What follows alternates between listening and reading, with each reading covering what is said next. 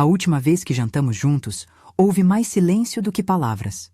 Não era o silêncio confortável de quem já se conhece há anos.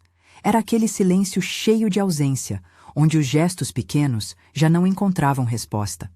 Eu olhei para o prato à minha frente, senti o cheiro do molho que ele sempre dizia gostar, ouvi o tilintar de talheres nas mesas vizinhas e percebi, com uma nitidez cruel, que ali, naquele restaurante onde tantas decisões haviam sido tomadas e tantos planos desenhados, o nosso casamento já era apenas um objeto no passado.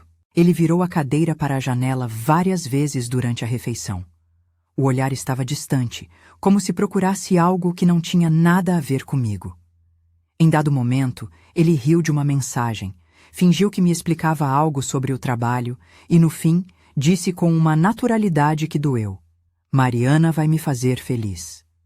Não foi uma declaração dramática, foi uma sentença silenciosa. Eu não respondi. Não havia nenhuma cena grandiosa, nenhuma discussão que justificasse um álbum de tragédias. Apenas a constatação. Eu já não fazia parte dos planos futuros dele. Ao sair daquele restaurante, não houve portas batendo nem lágrimas exageradas. Havia, sim, uma decisão tranquila, quase metódica. Por meses eu vinha sendo apagada por pequenos gestos. Mensagens não respondidas, viagens sem convite, conselhos ignorados. Nada explosivo o suficiente para convencer a mim mesma de que merecia um espetáculo. Mas uma noite, sem procurar, encontrei o que precisava. Conversas dele com outra pessoa, claras o suficiente para cessar qualquer dúvida. Não houve confronto. Havia cansaço, sim, e também uma clareza que eu não tinha há muito tempo. Aquela clareza me deu força para agir, não por raiva, mas por amor próprio. Não contei aos vizinhos, não transformei a minha vida em novela. Procurei uma advogada recomendada por uma colega de trabalho, organizei os papéis que sempre fui adiando, certidões, comprovantes, documentos antigos da casa da avó, e comecei a colocar as coisas em ordem. Não por papelada em si, mas porque precisava de uma base sólida para onde me iria encaminhar. Fiz as malas com calma. Levei apenas o essencial e alguns livros. Fechei a porta da casa que conheci como esposa e levei comigo a sensação de que, embora tivessem sido anos, eu não perdera minha dignidade. Escolhi Puerto Pino sem muito alarde. Era uma cidade pequena, com cheiro de mar e ruas que pareciam organizar o tempo de outra maneira. A casa da minha avó estava à espera, modesta, com um jardim de roseiras que nunca deixavam de surpreender. Quando pousaram meus pés no tapete antigo da sala, senti algo que há muito não sentia. A possibilidade de recomeço sem olhos curiosos me vigiando. Os primeiros meses foram de rotina prática. Acordava cedo, tomava café olhando o mar, anotava orçamentos, lia sobre tendências de design e respondia a e-mails. Trabalhei duro para me provar a mim mesma que podia e que a minha vontade era suficiente. Candidatei-me a vagas, aceitei projetos pequenos, fui a entrevistas. Lembro da primeira vez que entrei no escritório de Daniel Herrera. Ele me olhou com aquela mistura de curiosidade e respeito, ouviu minhas ideias sobre renovar uma pousada antiga e, de forma direta, disse que precisava de alguém com responsabilidade e bom gosto. Fui contratada. Não foi um salto de fama. Foi um passo firme. Puerto Pino tem o estranho dom de curar com pequenas felicidades. O som dos pescadores ao entardecer, o cheiro das padarias ao amanhecer, a conversa sincera nos mercados da praça. Ali, os elogios vinham pelo trabalho bem feito, não por aparências. A cada projeto entregue, a cada cliente satisfeito, eu reconstruía mais do que a carreira. Reconstruí a minha autoestima. Percebi que encontrar respeito no trabalho também era encontrar respeito para comigo mesma. Quando recebi a notícia do casamento dele, fiquei com um silêncio calmo. Não fui ao convite, nem senti falta de ir. Não fiz discursos, não escrevi posts. Pedi a Clara, minha amiga de anos, que me contasse o que acontecesse. Clara ligou e falou com a voz presa. Ele se casou ontem com a Mariana. Coloquei o telefone sobre a mesa, lavei as mãos, senti o mar na janela e continuei a organizar uma paleta de cores. Não se tratava de indiferença fria. Era a continuidade de um trabalho interior que vinha sendo tecido entre conversas com clientes, estudos e caminhadas matinais. Do outro lado, naquele salão com luzes e discursos, um rumor começou a correr.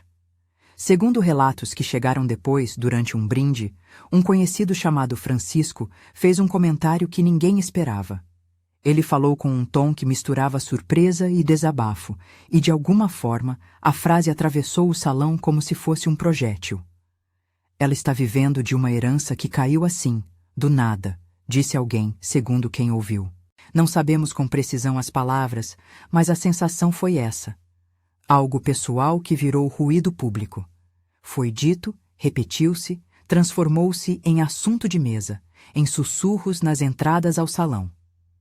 O efeito imediato foi plástico e descontrolado.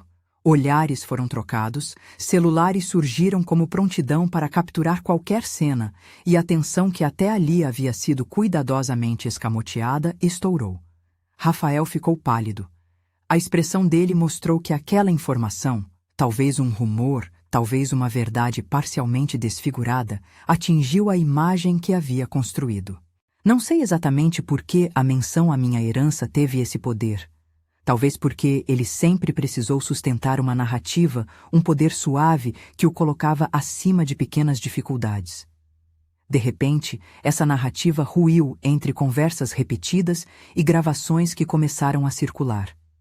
Não vou descrever cenas de vingança planejada, porque não houve nada assim. Mas houve consequências públicas que, com o tempo, se tornaram visíveis. Filmagens do salão foram compartilhadas, trechos onde a discussão crescia viralizaram.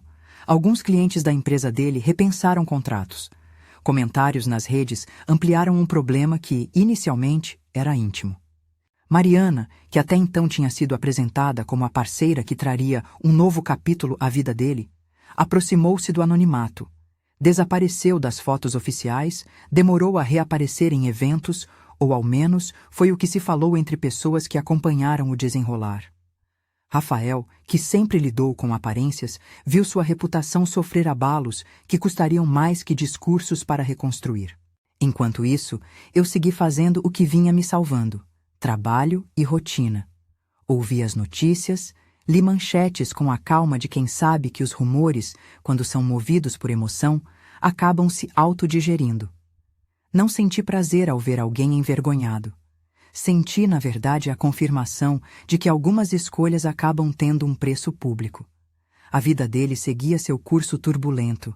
A minha, mais devagar, consolidava-se em pequenos triunfos. Houve quem dissesse que eu saí vitoriosa, outros que tive sorte. Não nego que a vida me presenteou com recursos. A casa da avó foi um ponto de apoio importante, mas não misturo sorte com esforço.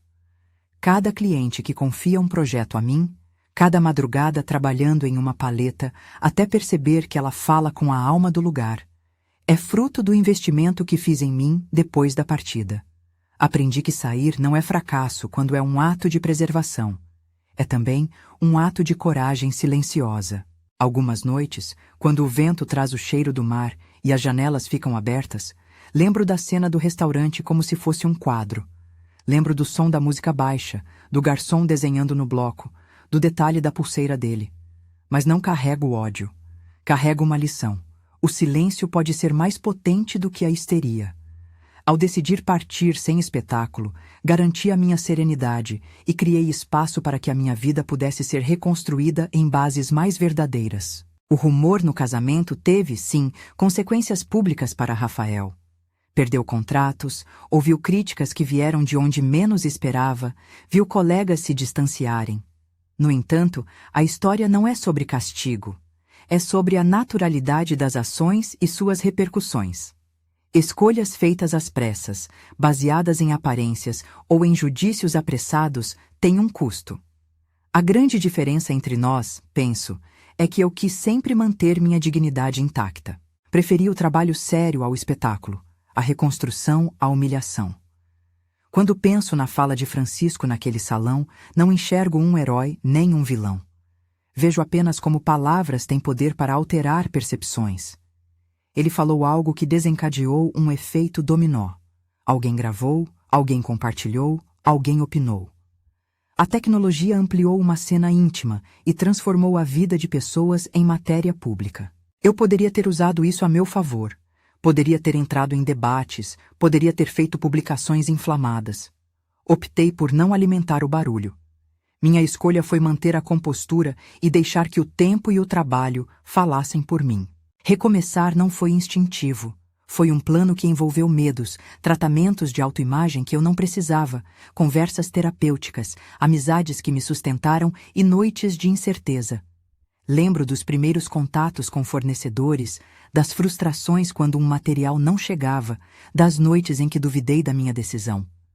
Mas também lembro das manhãs em que um cliente me abraçava, nos agradecia e dizia que a casa estava mais leve. Esses gestos cotidianos são mais importantes do que qualquer manchete. Hoje, o que tenho não é ostentação, mas autonomia. Tenho uma agenda com trabalhos, um estúdio pequeno onde recebo clientes e uma vida em que meus dias são regidos por escolhas minhas. Isso me trouxe um tipo de paz que não se demonstra em festas, mas se sente nas manhãs claras, no som das ondas e na leitura de uma nova encomenda concluída. Não pretendo afirmar que todas as mulheres que saem de relacionamentos encontrarão o mesmo caminho. O que posso dizer com segurança é que sair pode ser um começo e que é possível reconstruir a partir de valores reais: trabalho, respeito e cuidado pessoal. Quando alguém me pergunta como vivi aquele período, respondo com a simplicidade que me guia. Não fiz grandiosos planos de retaliação, apenas procurei me alinhar com o que era verdadeiro para mim. A legalidade das ações que tomei foi apenas um instrumento, não um objetivo. Organizei documentos, busquei conselho jurídico, sem transformar ninguém em palco. E, mais importante, cuidei para não me perder em descrições alheias sobre quem eu era. É triste ver como, muitas vezes, a vida privada se torna espetáculo. É ainda mais triste quando as palavras de um só tornam-se sentença. A história do comentário de Francisco circulou, como circulam muitas histórias em festas. Algumas pessoas se chocaram, outras reagiram com afeto por mim, outras ainda me julgaram por não ter aparecido mais. Não me surpreende. Em tempos de compartilhamento instantâneo, a narrativa própria muitas vezes é ofertada ao coletivo para que este decida sua versão. Escolhi não lutar por controle total disso. Preferi investir no controle do que eu podia. Minha presença, meu trabalho, meu tempo. E foi nessa direção que encontrei resiliência. Há uma lição sutil em tudo isso. Liberdade é, antes de tudo, a capacidade de escolher por si. Não digo que a liberdade seja simples ou imediata. Ela requer custos e confronta o medo do desconhecido. Mas, quando finalmente a praticamos, ela nos dá a chance de viver uma vida que não precisa ser defendida por gritos, mas apenas apresentada com serenidade. Hoje, quando vejo fotos antigas, não sinto raiva. Vejo capítulos que me ensinaram a valorizar o que sou. Sinto compaixão por quem se viu seduzido por uma construção de poder que, no fim, não sustentou um relacionamento honesto. Sinto orgulho por ter me permitido partir sem armar espetáculos. Eu escolhi o silêncio produtivo, que cria espaço para novos projetos e para uma paz que vem do empenho diário. Se você se identifica com alguma parte desta história, se já sentiu a invisibilidade no próprio relacionamento, se já precisou tomar decisões duras e calmas ao mesmo tempo, saiba que não está sozinha. Há caminhos que não passam pela agressão pública, mas pela reconstrução paciente. Não prometo milagres, apenas a honestidade de quem viveu o processo. A saída pode custar, mas também pode abrir portas que antes estavam fechadas. Não vou terminar dizendo que tudo foi perfeito desde então. Nem pretendo transformar traumas em fórmulas. Só quero compartilhar que, para mim, a paz foi recuperada um projeto de cada vez, uma tarde de trabalho, um cliente satisfeito, uma conversa honesta com uma amiga. E que a melhor resposta que encontrei àquela cena no salão não foi retornar o ataque, mas sim viver uma vida que, com o tempo, se revelou melhor alinhada com quem eu realmente sou. Se você passou por algo semelhante, comente abaixo como decidiu por você mesmo. Gostaria de ler sua história e aprender com sua coragem. Se esta mensagem tocou seu coração, inscreva-se no canal e compartilhe com alguém que pode se sentir encorajada por ela.